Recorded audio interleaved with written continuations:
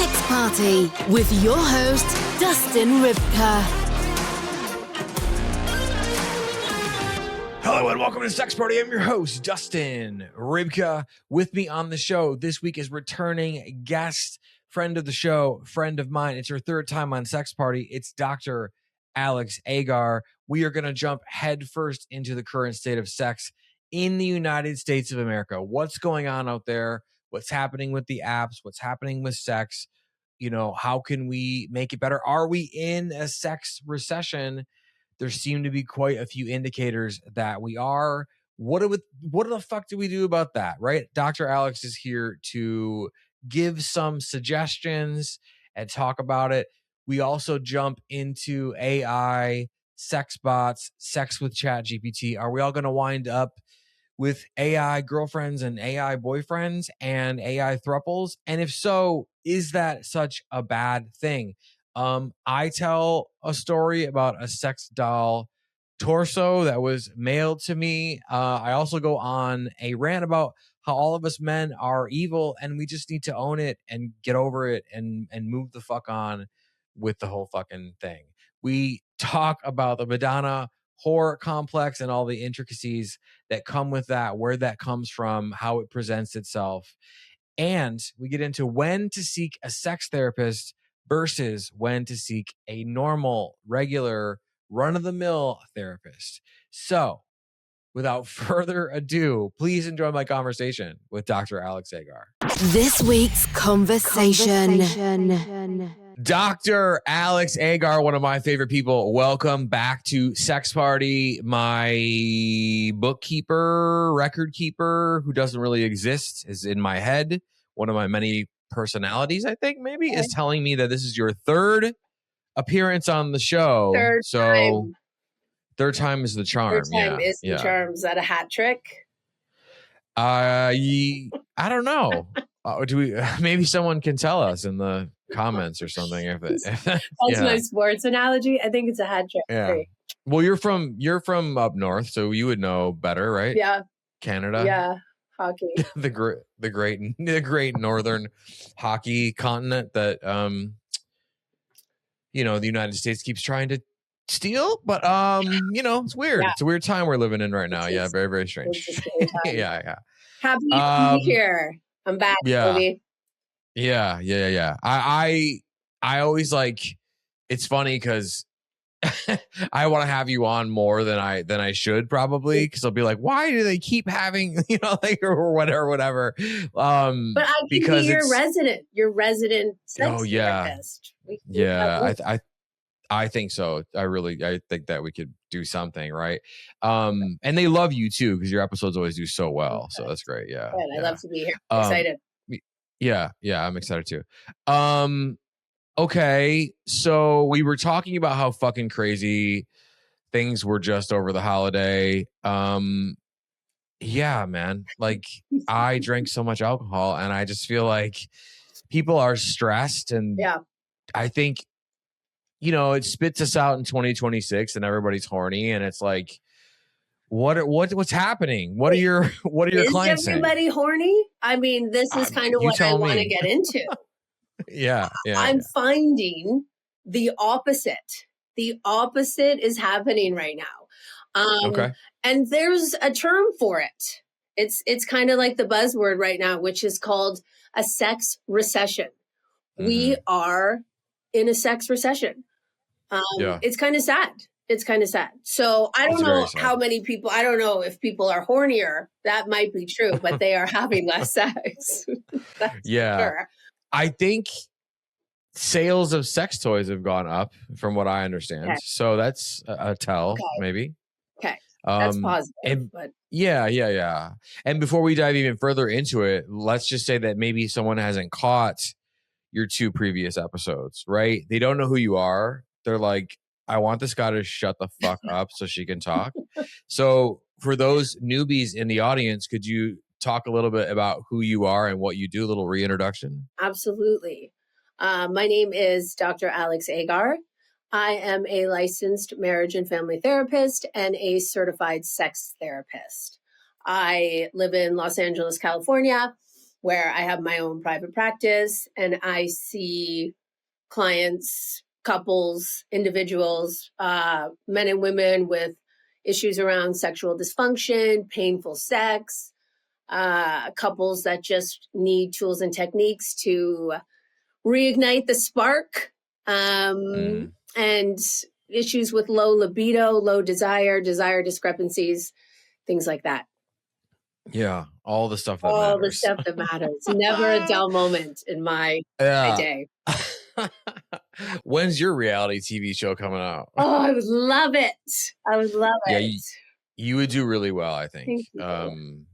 Life with Alix on the Discovery Channel. You know what I thought would be a really good idea? I'm like, should I say it? Could someone steal it? I don't know. But you know, there's that really fabulous TV show called Couples Therapy. If you haven't seen it, I think it's on Showtime, right? I think a show about sex therapy, not only showing the therapist with the clients and showing what the client is going through and dealing with and how sex therapy helps and what we do, but sort of taking it to another level. And remember that show, Real Sex? I do. Remember that show was so fabulous? Taking it to another level and showing like let's say, for example, there is a client that really wants to be dominated, but he has no idea how to get started and like, where do you find a dominatrix and what does that look like? So you show like the therapist with him talking about that, normalizing it, and then cut to, we take that guy to a freaking dungeon and like get him a dominatrix. I don't know. I think it'd be so great just showing like both sides. What is sex like in LA? What is sex therapy like? What are some of the issues that come up? And like, let's take it a step further. Not only will I talk to you about what a dominatrix is, I will get you one. Yeah. Well, and that's full service. And not in the way that you think. Yeah. That's my reality show. We did talk before about how some fucking people think that people sleep with their sex therapist, and so you had a bunch of weirdos calling you and shit and trying to jack off. Yeah. Fucking I still welcome that. I'm still not going to be mad at that though. Come on. David, that stops happening, I'll be sad. Oh yeah. Well, I mean, the thing is, and even me doing this sex podcast and talking to you, and you know, multiple times, and all the wonderful people that have come on the show, I learned things where I'm like, wait, 10 years ago that would have been nice. What do you mean I can just blank, you know, or I can whatever? Like recently I learned. Well, I've learned a lot. I learned how easy it is to find a sex party if you want to go. I learned how easy it is to find if you want to hire a sex worker for some in-person company, we'll say, just to keep it safe on YouTube. It's very easy to be safe and still do that. I didn't know that. I was like, what the fuck? Yeah, I learned a lot about the culture of, and so I think people don't realize that Google and Reddit are your friends as much as they should be, but also your sex therapist is your friend. But there's these access points that we're all missing, even with like non-monogamy and stuff like that. You don't have to go full in. You can try something with a partner, and then if you don't like it, you pull back, you know? And so I think you're right. I think people miss the exit ramp to the good stuff because they just think it has to be, well, cornfields until the city, you know what I mean, or whatever. Yeah. You definitely have to think outside the box, and you have to educate yourself. And I guarantee that no matter what you're into, there is a community and a space and other human beings that are into the exact same thing, and that will most likely welcome you with open arms, no matter what it is. Yeah. Yeah, of course. You gotta do a little bit of work, a little bit of research, a little bit of work. Mm-hmm. Yeah. I just had somebody on, they were talking about like furries and shit, how they like are all into furries and they go to these conventions. And like, my only question is, how do you get the stains out of the costume? Like, what's the dry cleaning bill? Is there a certain dry cleaner that's like, and if not, we should start it, because I feel like the furry dry cleaner, you know, like, I guarantee if you did a little researching, you'd be able to find that answer. I watched a fascinating documentary last night, and I saw how this man cleaned his sex doll. We can get into that later. But I thought that was really fascinating. He had to get up all in there, and he talked about Oh yeah. it gets dirty and that she starts to smell. I don't know. It was fascinating. So cleaning Oh a free man. costume, cleaning your sex doll, all great conversations to have. They are. And also too, I will just add that I get sent a lot of things as a sex podcaster, and and I will, so I don't, how do I say this without like really upsetting somebody? But many things I have been sent, unfortunately, I've had to throw out because they're not built for like hygienic. Right. Yeah, I mean, like with women, it's like you there's all sorts of like, you can put it under a thing and like wipe it down with a certain whatever, and it works really good. But yeah, for men, you got to get like you better get a vacuum, and also too, the shelf life on these things, guys. I think you're keeping them around way too long, and it's hard when you spend however much they cost, a couple $100, something like that. A couple $100. I think. Oh, I'm sure. I think on the low end they're like $750. On the high end. Oh well, I don't know, but I mean, no one's ever. Okay, let me just dial in a little bit more. No one's ever sent me a doll. Oh, you right? don't But own a sex doll? I don't, unfortunately. But I will say, I have been sent. What do they even call this? Oh yeah, like an like it's like an ass, right? And it has like, I mean, I guess it's like a torso. Oh, fuck. And it's like it has like tits and it has like an asshole and a pussy and all that. Okay. But there's no head, there's no legs, there's none of that. Someone did send me one of those, and I was like, it when I took it out of the package, right? First of all, like I can't make a reel about this, right? I can probably tweet about it, but it like the whatever was made out of smelled already very, very strange, right? And so I researched it, and people are like, oh man, like once you bust in that thing like 3 times, like you gotta chuck it. Right. It's like, oh fuck. Right. So, you spend a couple $100. Yeah. It's an interesting idea though, having sex with a torso, but hey. Yeah. I mean, I guess, you pull the laptop up and whatever, sure. I have a good imagination. I can fucking whatever. But the problem is like, do you think it's common for men to own sex dolls, or even women? Do you think it's common for people to own sex dolls? Common. I'm going to say no. Is it the future? Is it the direction we're headed in? I'm going to say yeah. I'm going to say yeah.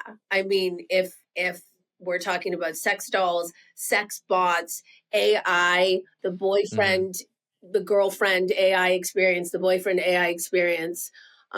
Yeah, I think that's the direction we're heading in. And I'm like this with it. On some days, I'm like, this is really wonderful, and there are so many wonderful benefits. And other days like this, I'm like, I'm fucking scared. I'm scared of what our future is going to look like. So so let's dive into this a little bit further. This is amazing. So what makes you excited about it? So AI, I mean, it can be, there are so many benefits. I think one benefit when you're thinking about sex toys is, there are smart devices that can adapt to your sex toy. So people with disabilities, for example, can control a sex toy with their mouth, with their voice. Nice. Right. So AI is great. I think that AI is wonderful for companionship. In this documentary last night, if anyone wants to watch it, I think it was called Smiles and Winks at You. In this documentary last night, he buys this sex doll and he's able to communicate with her on an app. I forget the name of the app. And she's provides companionship. He wants to watch a sci-fi movie with her, and she knows what it's about and can download the information, and they can have a real conversation. And I think that, if you did a deep dive, you do some research and find that there are lots of elderly men or men that are very lonely that use these for companionships. Maybe they lost a loved one. You just want somebody to sit next to you and freaking watch a movie with and talk a little bit about it afterwards. Fantastic. A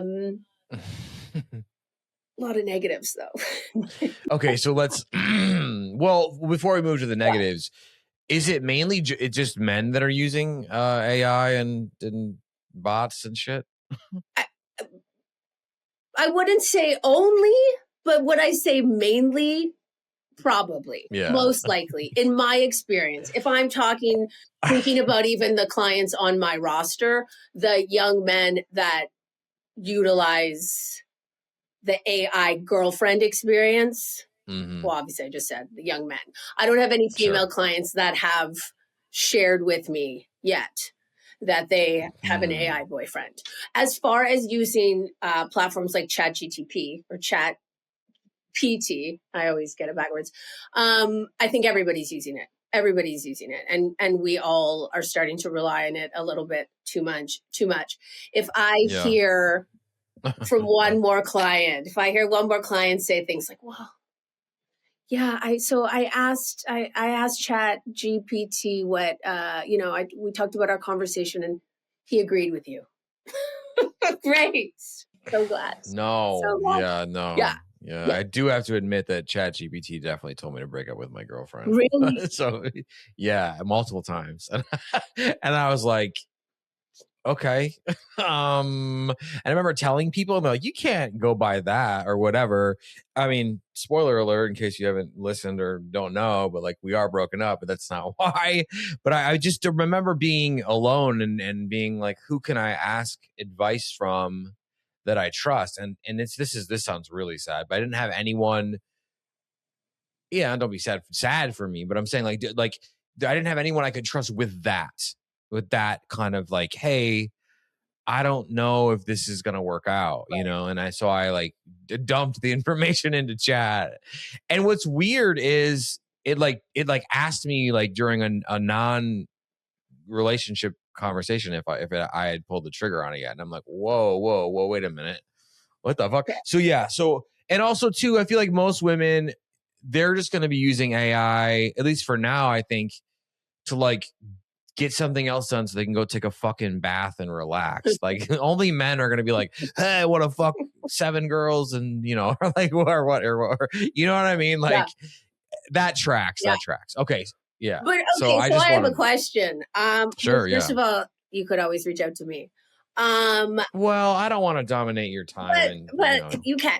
But I appreciate it. I'm going to assume that you uploaded relatively unbiased information about the relationship. So when ChatGPT gave you that conclusion, it felt right.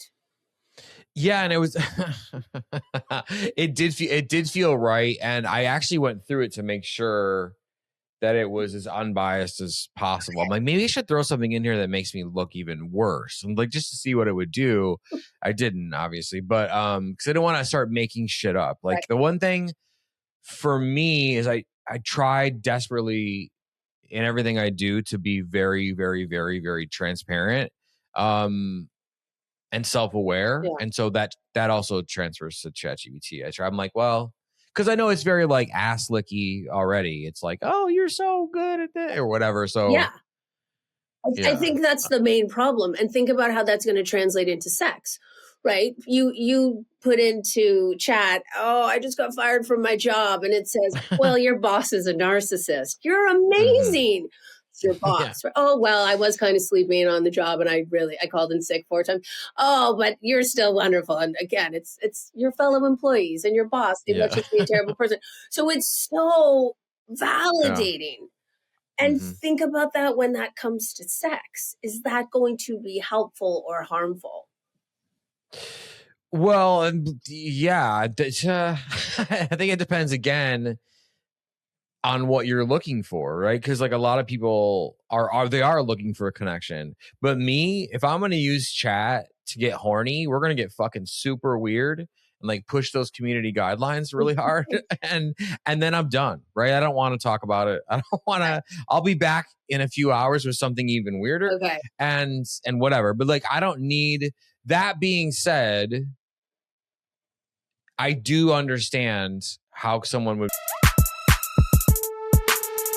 whatever. And I mean, it's a whole thing. So that brings us to the negatives of that, of AI, of sex robots with, people using it for those things, relationship wise, sex wise. Like, what do you see already? Like red flags? What scares you about AI and sex? What scares me is that unless we completely get rid of the human race, then somebody who, like, I'll use Gen Z. I'm probably going to talk a lot about Gen Z today. Yeah. But, then someone like Gen Z is never, ever going to really have developed the basic skills to interact with other people, specifically members of the opposite sex. If this were the norm, if this becomes the norm, okay, fine. If you can't beat them, join them. I don't know. If this becomes the norm where, people say, look, I'm a lot happier with my AI girlfriend. I don't have to pay to take anyone out to dinner because we know shit is expensive. Dating is expensive. Even if you don't go for a meal, couple drinks, it's going to be expensive. So if someone says, I don't want to date, I can't afford it, I don't want to pay for it. I want a woman that's just going to be there when I come home, happy to see me, validate me, tell me how fucking awesome I am, how big my penis is, how smart and handsome I am. Like, okay. But I just, if that's your only interaction for days, weeks, months, years, how are you going to exist in the world in which we live? Yeah. How do you interact with people at your job? Oh, maybe you work from home. I don't know.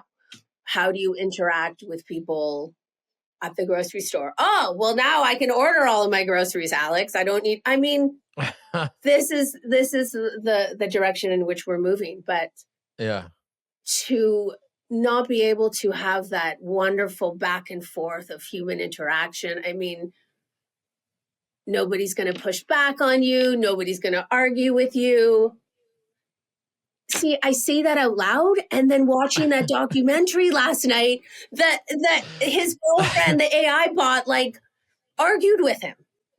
Oh, really? Yes. He even said the funniest thing. He said, we've been together now this long. We're only having sex a couple times a month. And I thought, you're kidding me. Even couples where one is an AI bot, their sex life gets affected by long-term monogamy. So, oh my God. So, I'm not an expert on this by any means, but I think there could be a lot of negative effects. Well, you're on the front lines. You're seeing people daily that are going through, and look, this technology, they just rolled that shit out in 2022 primarily. And now I know ChatGPT is coming out with their erotic version, or you'll be able to get horny with ChatGPT. Maybe you already can. I don't know when the rollout is. I should know that, but I don't.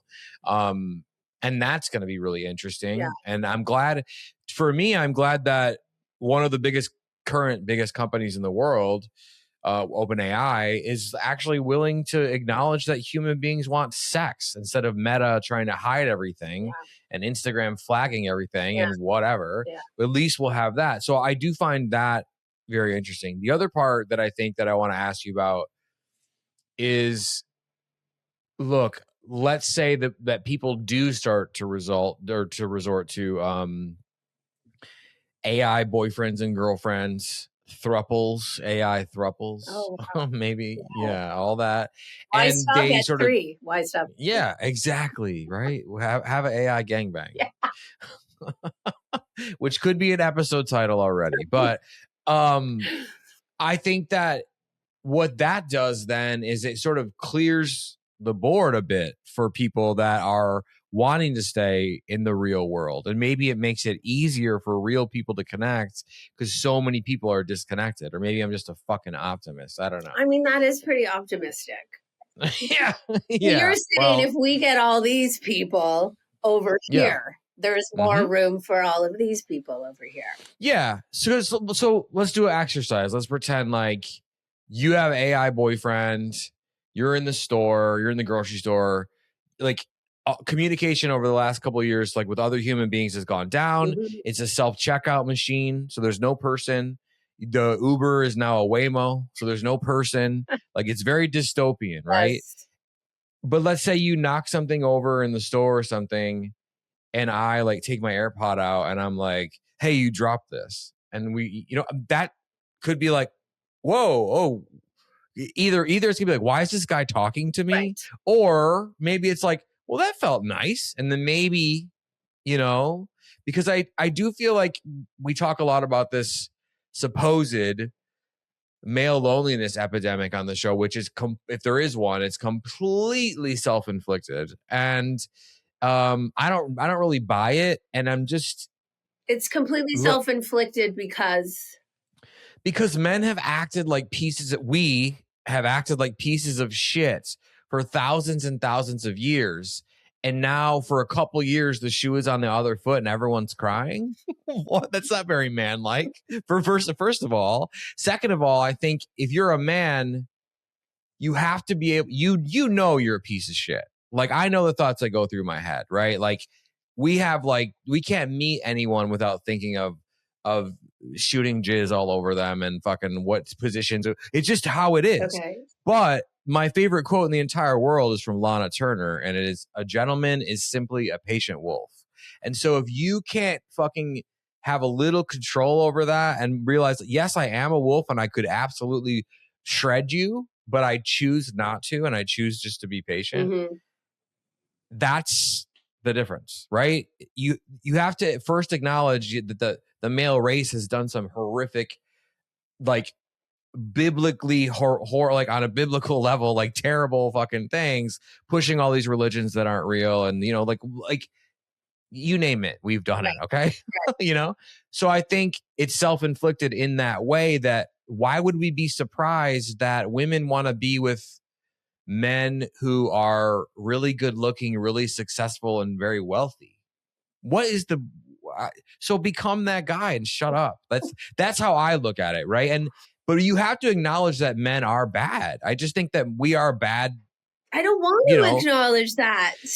I know, but it doesn't mean, and maybe I'm overselling it, but I just think,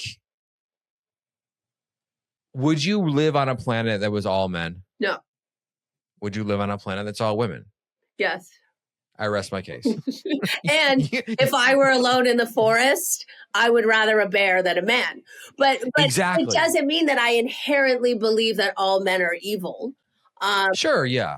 I think that the idea of the unicorn being the man that is 6'2", I'll say work in finance because that song always comes 6'2", works in finance, attractive, intelligent, kind, emotionally intelligent, supportive, rich. Did I say rich? Successful, loves his mom.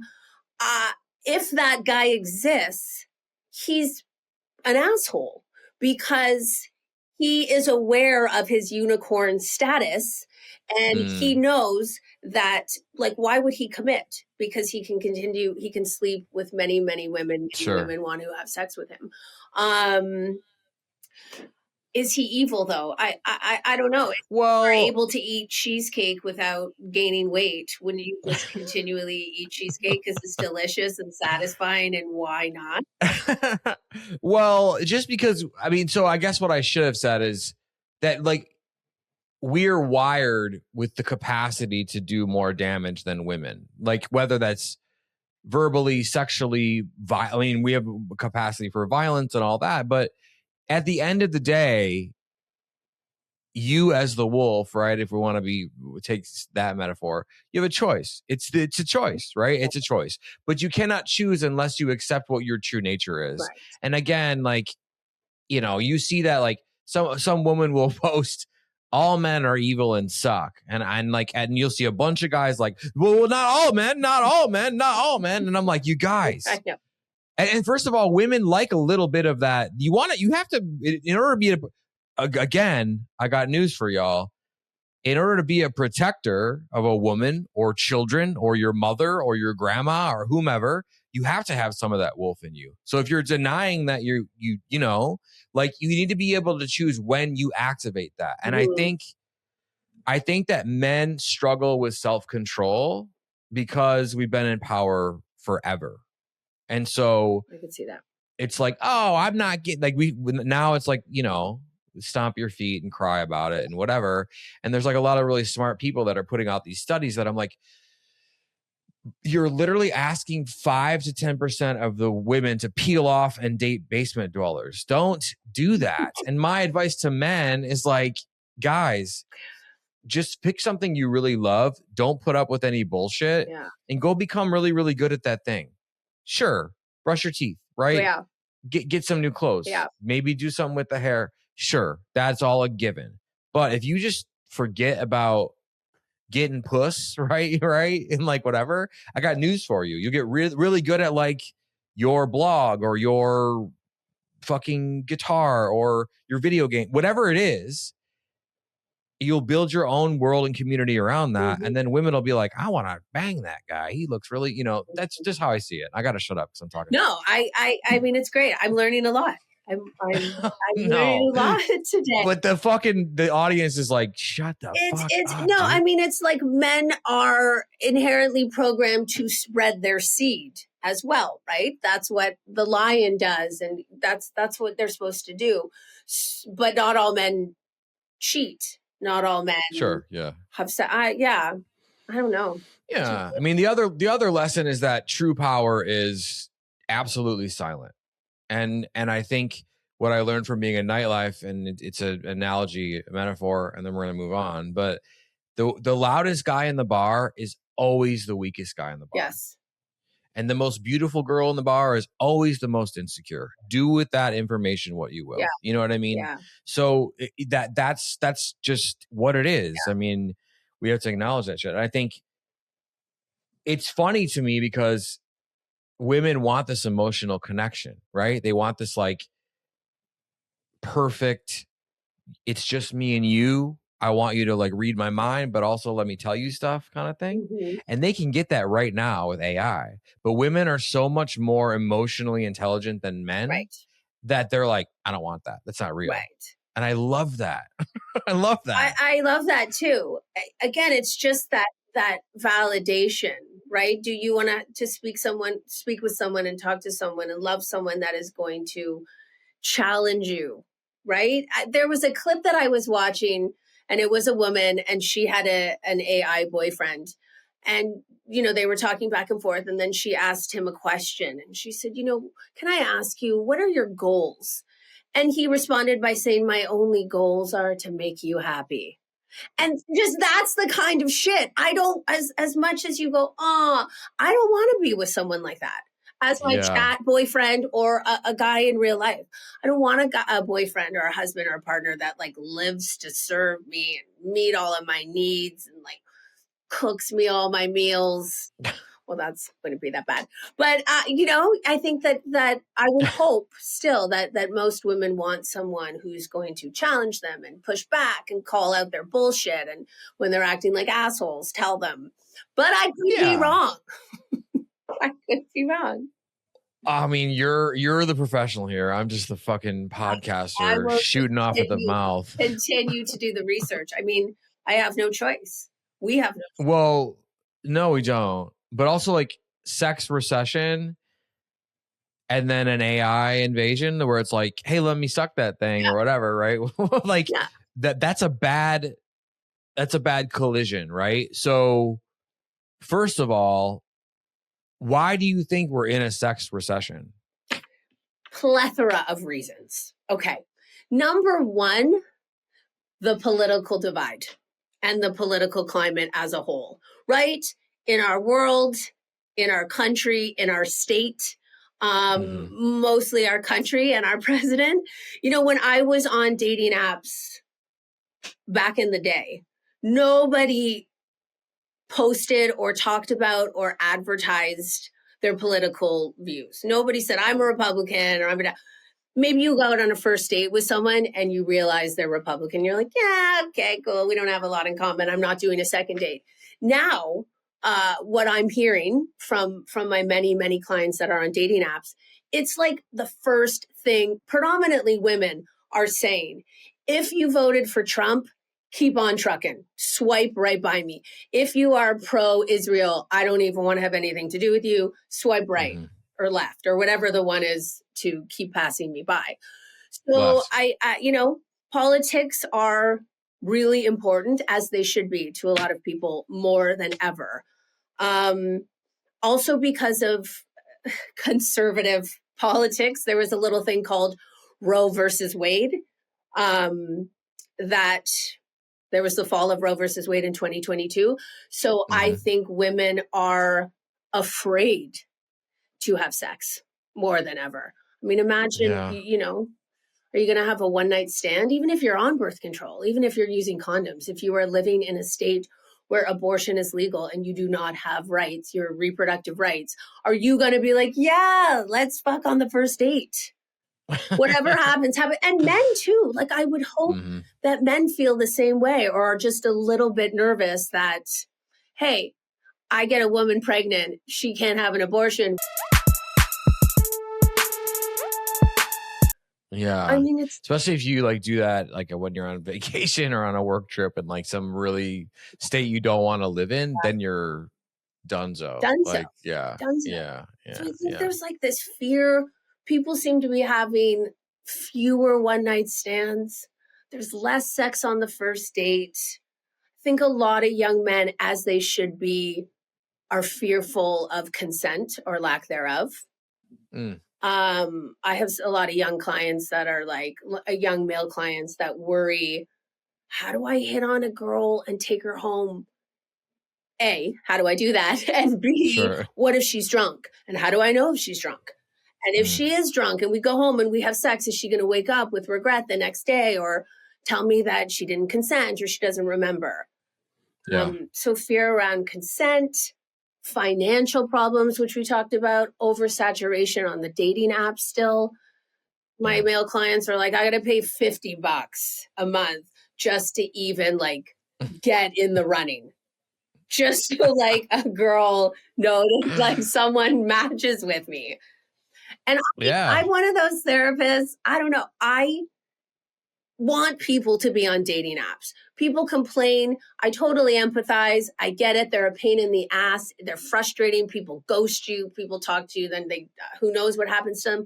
But for me, it's just more options, more opportunity. You're swimming in a bigger pond, right? Yeah. Because nobody is going up to you at the bar and just like cold hitting on you.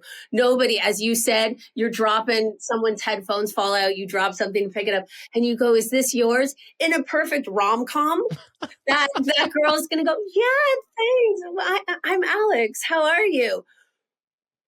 In today's world, I think she's gonna go, thanks, and put her headphones on and maybe, because we're not as used to that social interaction.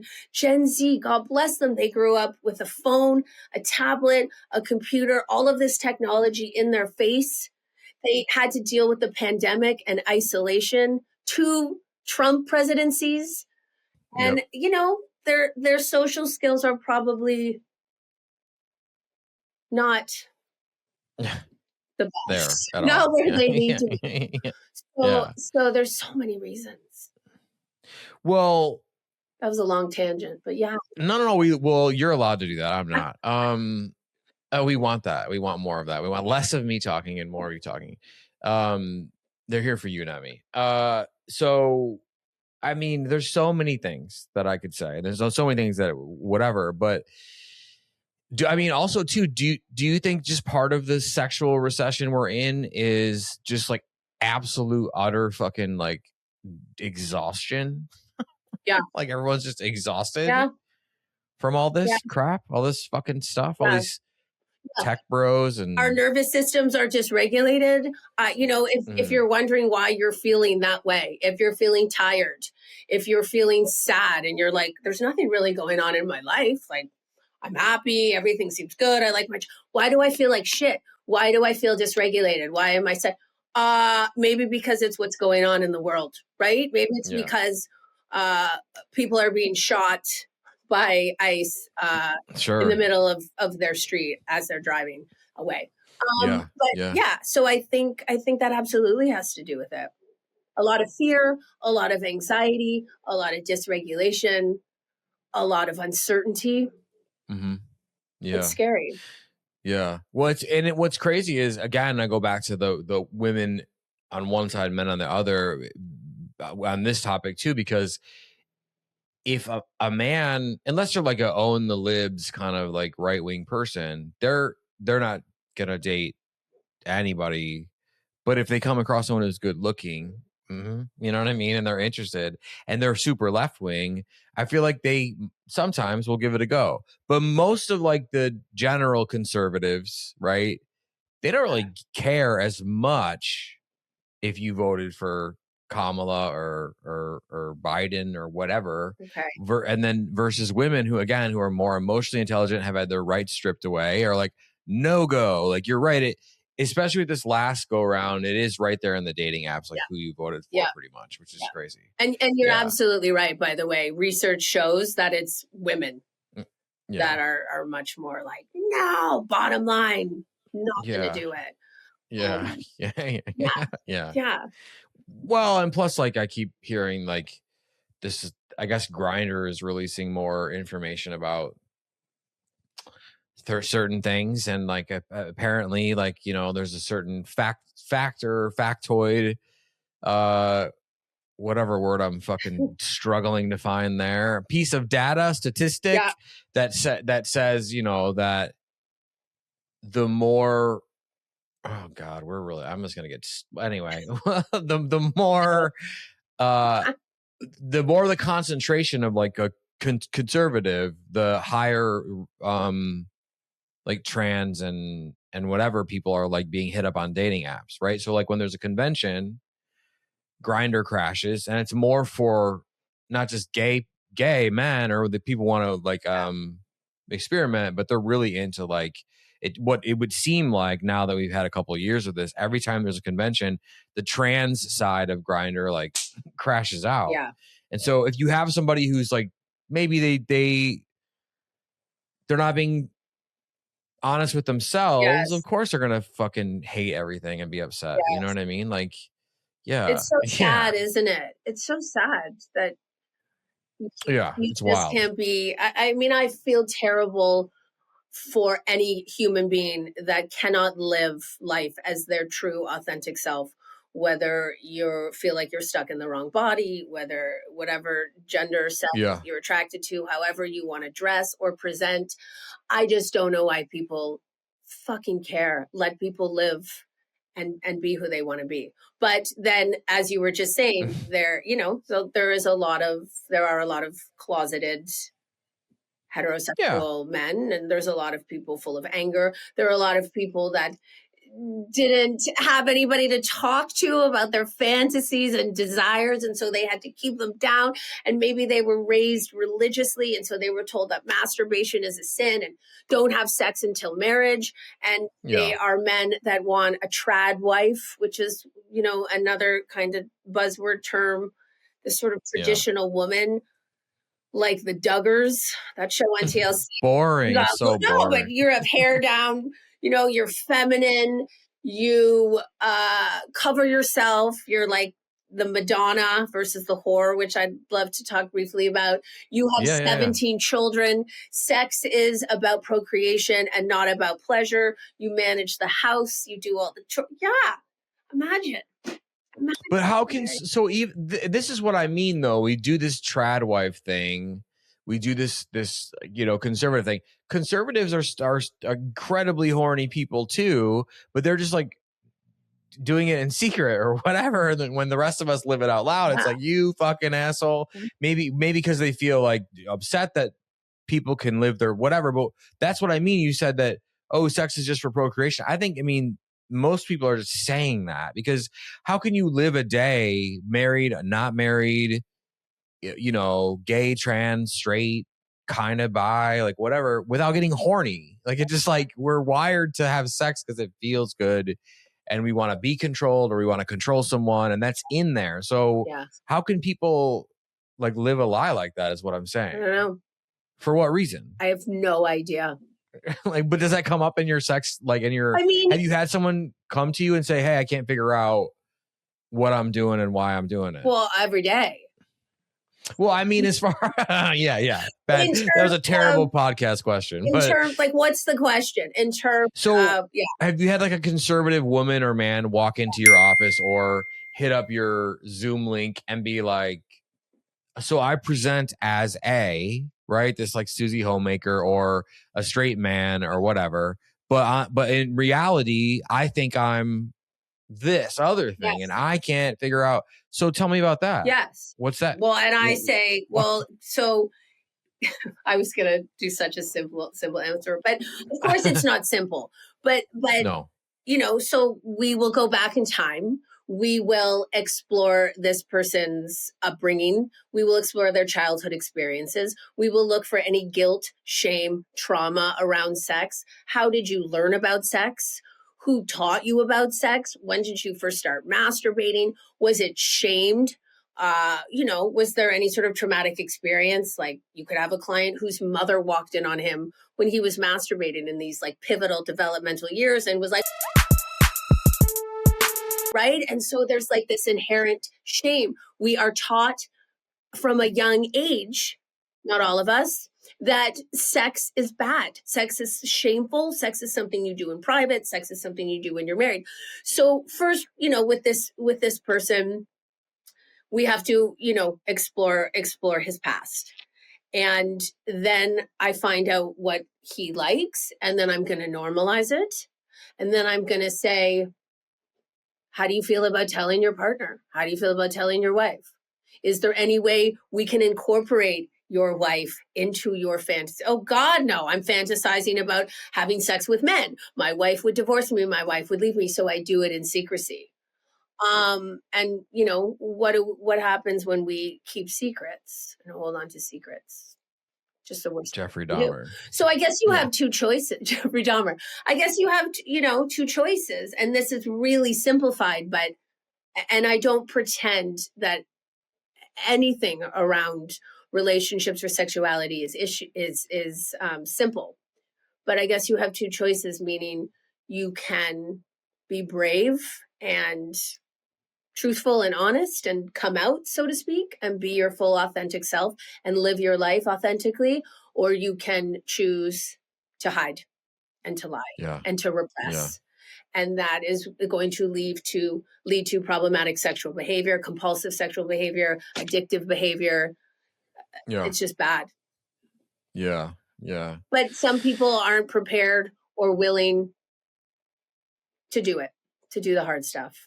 Yeah, and this world doesn't make it easy for them to do the hard stuff either. Yeah. True. And I should go back and say, when I laugh when you were doing the imitation of the mother catching the son masturbating, I laughed, but I wasn't laughing at someone who that happened to. Right. Yes. I just laugh at everything because that's my default. Like if I was being stabbed, I would be like, I'd be trying to it'd be like I was being tickled. I'd be like, stop it, knock it off. Like I would be laughing. So like that's my I don't want anyone to think I was laughing at their trauma because that's, whether it's funny or whether it's like, oh my God, we're all going to die. Either way, I'm laughing. So that's my default. Well, I mean, you mentioned the Madonna-Wh complex, and I think that plays such a pivotal thing. And what's crazy is it has come up on the show, but we haven't really had someone boil it down to basics. So if you would like to do that, it's interesting because it's, when you and I were talking and I was coming on here, I always like to think about things that are happening in current, either in the world or in my life, and in my practice. And the Madonna-Wh thing complex has come up with a few clients, both couples that I see, and individuals, male individuals. So basically, our wonderful Dr. Sigmund Freud came up with this in the early 20th century, coined the term the Madonna-Wh complex, because he found there was a certain type of sexual impotence in men where if they respected a woman, they couldn't desire her. And if they desired a woman, they couldn't respect her. Imagine, right? Just imagine that. So yeah. And then he continued to theorize that this happened in the developmental years. The son would form sort of an incestuous attachment to his mother. And of course, hopefully, he learns very quickly that you cannot have sex with your mother. So he learns to put it into these two categories. Mm-hmm. Sex over here with others, love over here with mother. And if he doesn't really understands, if he continues this theory, if he continues this idea in adulthood, then he is going to continue to separate women into these two categories. Mm-hmm. Lustful, dangerous, sexual, the Mother Mary, Madonna, pure, virtuous. And it's so damaging. It's damaging for women because it creates internalized misogyny. We might look at each other and go, oh, what is she wearing? We might look at ourselves and blame ourselves and go, wow, something really negative happened to me, but it's my fault. I shouldn't have been wearing that short skirt, or I should have been wearing that dress. With men, I have found that it can lead to compulsive cheating because they are going to really go after looking for outlets where they can express that sexual side of them, and overconsumption of pornography, sexual dissatisfaction, erectile dysfunction, like the list goes on. Mm-hmm. So are you having a lot of women come into your office and say, my husband is like, he can't, like, our sex life kind of sucks now that there's two kids in the mix. Yes. And like, I want to be like whipped around the room and he won't do it. I have, okay. I have had couples, and I have seen people and see people that, after babies, my husband has sex with me. Our sex life is completely different, and here's the guy going, for the mother of my children. And it's crazy. And it's crazy. Yeah, my husband, first of all, I'm sure their sex life is less than, right? They're having sex fewer. Never. Less times a month, less times a week, whatever. But yes, also that, women are reporting, when my husband has sex with me, it's very vanilla. He wants to make eye contact. He doesn't really like me using my vibrator as much anymore. We're not really trying different positions. Yeah. Mm-hmm. Yeah. Mm-hmm. Yeah. Man. Well, and that's crazy that so it's usually trauma that happens to the male around sex that will create that complex. Can be. Or yes. Okay, but is it like, is religion playing a part? Is like social, like, is Andrew Tate have some blame here? Could be all of the above. It's subjective to the person's experience. I think if we are talking about the Madonna-Wh complex, we would specifically look at that man's relationship with his mother. We would go back and look at attachment styles. We would look at his upbringing. We would look and see, was there any kind of major thing that happened? Or the opposite could have happened, not just maybe his mother walking in on him masturbating, but maybe a young man grew up with a highly sexed mother where he saw her having lots of sex, or he walked in on her having sex. I think that could create some of those dysfunction. Norman Bates. Yeah. But yeah, therapy. Yeah, therapy is gonna. Oh my God. That. Well, so this is. I mean, I'm gonna make this question as dumb as possible because I want you to take it and do whatever you want with it. Mm-hmm.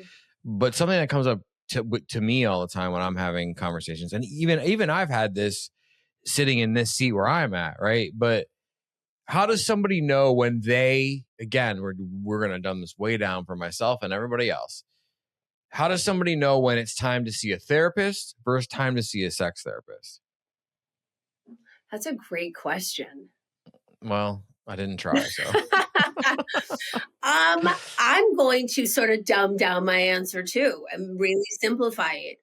When you need to talk about sex, when you need a safe, non-judgmental space to come and process everything sex and sex related.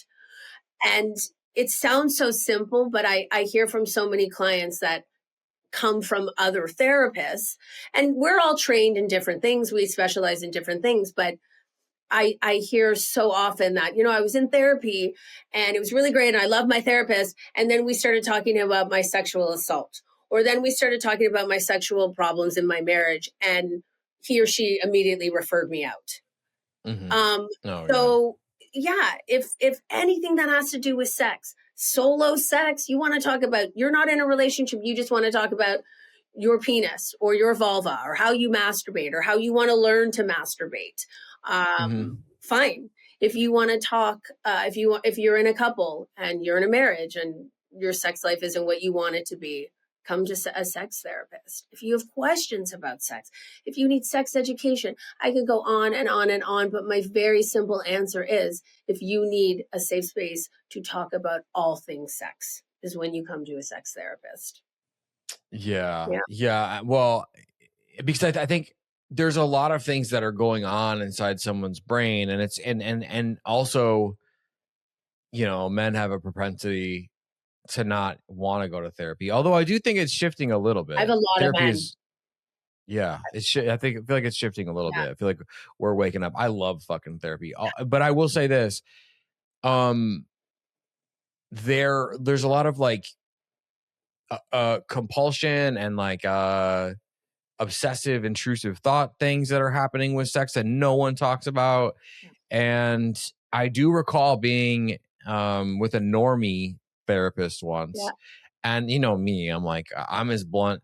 If I'm like this on the podcast, imagine what I'm like in therapy, right? And I remember saying something about the type of porn I was watching, and this woman like was visibly uncomfortable, right? I'm smart enough not to take that personal. Well, I'm not smart enough, but I'm saying I'm self-aware enough not to take that personal. But most people aren't self-aware, and that would be really hurtful to go through something like that. And so that's why I wanted to ask that, because people don't know where to, again, it's these access points that we don't know about. We don't know, like, oh, that's available, you should go here and whatever. So I just wanted to bring that up, because it's like, how do you even know? I love that. And how do we know? With people like you and shows and platforms like this, where I love you and I watch what you do, and I see you with other guests and the type of guests and the amazing people you have on the show, and just to have such a space where everyone on here is talking about sex so positively, so openly, so bluntly. I don't know why. I don't know if this is the way I was raised or who I am inherently as a human. I cannot be shocked. I have zero judgment. I don't care what you're into. I will normalize it as long as it's pleasurable and consensual. Good for you. Wonderful. So tell me more about ears or elbows, toenails, whatever it is. So hopefully other sex therapists, are like that and feel the same. That will welcome you with open arms. Well, thanks for the kind words too, by the way. I mean, when you were saying that, I mean, it really means a lot, and I love you too. But it had me thinking, I wonder how many times you're in your phone and you see a clip and you say the words, "Oh my God," like you see a clip of my show and you're like, "Oh my God," or you were like just shaking your head. I wonder how often that happens. It doesn't it doesn't happen. And I'm not desensitized in a negative way, but I'm desensitized. Like, I will be that person at a dinner party or somewhere and at a grocery store or at a bar, and someone, I'm talking about what I do for a living, people's heads turn. I feel like I'm sort of disarmingly open and unaffected in a good way. But what I find that when that happens, the first sort of reaction is like, what? And then it's like, wait, I've had strangers come up and just like, so I didn't mean to, like, I'm not eavesdropping, but did you say you're a sex therapist? What is that? What do you do? Mm-hmm. So what people, and then whether you're my Uber driver or a stranger in a bar, you are then going to proceed to tell me that you lose your erection when you have sex with you know what I mean? Or you're going to go into how your mom spanked you and that's why you really love to be spanked now, or whatever it is. You are then, because people want to talk about sex. Yeah. Mm-hmm. We do. We just give them that space and they'll take it. They'll take it. Yeah. How often is the Uber guy asking you about his penis? Every time I take an Uber. Every time I take, and people like that used to be with me, if you're with me in an Uber, you are rolling your eyes because I will, and it doesn't bother me. I love it. But the minute someone finds out you are not only a therapist, but a sex therapist, they want to know what it is. What's it all about? And then they got some questions for you. They got some. Yeah. Then they got some personal questions for you. Yeah, there's a lot. There's a lot. Yeah, for sure. Yeah. Okay. Just very quickly. It doesn't have to be like, you don't have to save everybody, but right at the end, I'm wondering if you give some advice to a man or a woman or just a person that's in this climate right now that's dealing with being overwhelmed. They're in a sexual recession. They're horny. At least they want to be horny. Like, what can we do? We can be patient, be kind to yourself. This isn't about you. Right? If you are not finding success at the nightclubs, or you're not finding success on the dating apps, it's not you. Right? Sort of do some research, listen to stuff like this, educate yourself on what is going on in today's world and today's climate, and keep trying, like keep trucking, like don't give up. This is not something, if the end goal is love, if the end goal is a relationship in some capacity, poly, monogamy, whatever you want, if the end goal is love and a relationship and companionship, it's worth pursuing. It's worth, keep on trucking, right? Keep going and just remember that it's not you. It's the world in which we live in right now, and hopefully change will come. Dr. Alix Agar, thank you so much for being on the show for a third time. Let's remind these wonderful party-going people where they can not only find you on social media, but where they can work with you. You can find me on all the things, Instagram, TikTok, Facebook. I am at Dr. Alix Agar, ALIX AGAR. My website is dralixagar.com. You can find me on Psychology Today if you want to seek out therapy and get I do free consultations. And I'm here and I'm around and I'm available. And she'll be back. Thank you so much for being on the show with me again. Yeah, it's great always a fun pleasure. I love it. I love it. I would be here once a week if I could. Well, be careful because I will be calling once a week probably. So, and I'll see you soon. I get to see you in person this weekend. Yep, absolutely. Yeah. All right, cool. Okay. I'll see you in a little bit. Okay. Bye. Huge thank you to my guest, Dr. Alix Agar, for being with me for a third time on Sex Party. Make sure you go follow her on social media. Give her a shout. If you want to work with her, go work with her. She's the fucking best. That's why she's always on. She's fucking amazing. If you're loving guests like Alix, she will be back in the future, of course. But let's just say you're loving all of the guests. You're still on board with all my belligerent nonsense, my unhinged stuff. And you want to show some love to the podcast, but you also want to make sure that you never miss a new episode of the podcast every single week. How can you knock those two things out with one go, right? Well, if you're listening to this on platforms like Apple and Spotify. You could leave a rating. You could leave a review. I would appreciate those things. I would love those things. But let's be honest, fuck it. Forget those things.